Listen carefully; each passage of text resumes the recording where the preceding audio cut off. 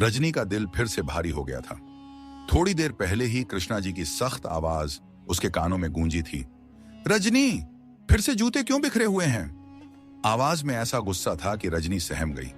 वह फौरन दौड़ी और जूतों को उठाकर सावधानी से रैक में रखने लगी। उसे पता था कि अब उसे ताने सुनने पड़ेंगे। कृष्णा जी की आंखों में गुस्सा और लहजे में तिरस्कार था।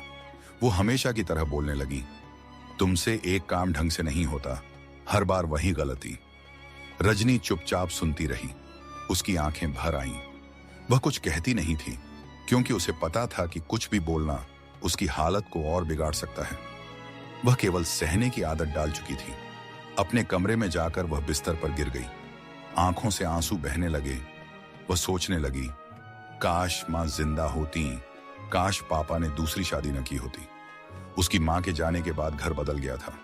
अब इस घर में हर दिन ताने, डांट और उपेक्षा मिलती थी। उसने धीरे से आंखें बंद कर लीं और इन ख्यालों में कब सो गई उसे पता ही नहीं चला। 2 घंटे बाद उसकी नींद खुली।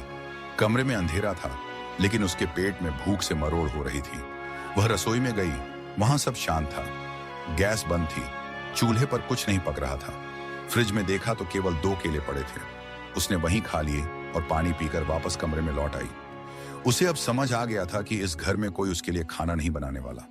वह अब किसी पर भरोसा नहीं करती थी। उसने खुद के लिए जीना सीख लिया था। कुछ देर पढ़ाई की, फिर ट्यूशन जाने की तैयारी की। जाते समय डरते डरते कृष्णा जी के कमरे के बाहर खड़ी होकर बोली, मम्मी, मैं ट्यूशन जा रही हूं, दरवाजा बंद कर लीजिएगा।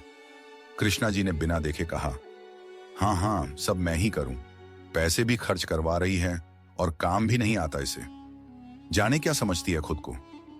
रजनी चुपचाप निकल गई। रास्ते में उसके मन में कई बातें घूमती रहीं, लेकिन उसने उन्हें अपने भीतर ही दबा लिया। शाम को जब वापस लौटी तो देखा पापा आ चुके थे।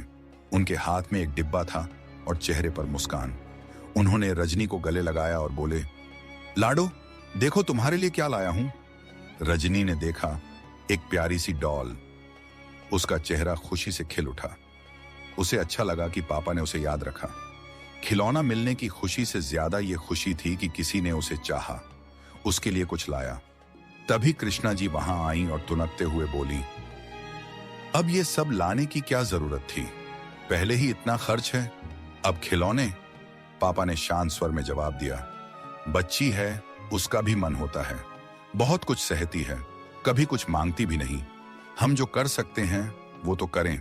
रजनी ने देखा कि कृष्णा जी का चेहरा साफ कह रहा था कि उन्हें यह सब पसंद नहीं आया, लेकिन वह चुप रही और चाय बनाने चली गई। रजनी समझती थी कि वह उन्हें बोझ लगती है, लेकिन पापा की आंखों में उसके लिए जो स्नेह था वही उसकी ताकत थी। एक दिन जब रजनी बर्तन धो रही थी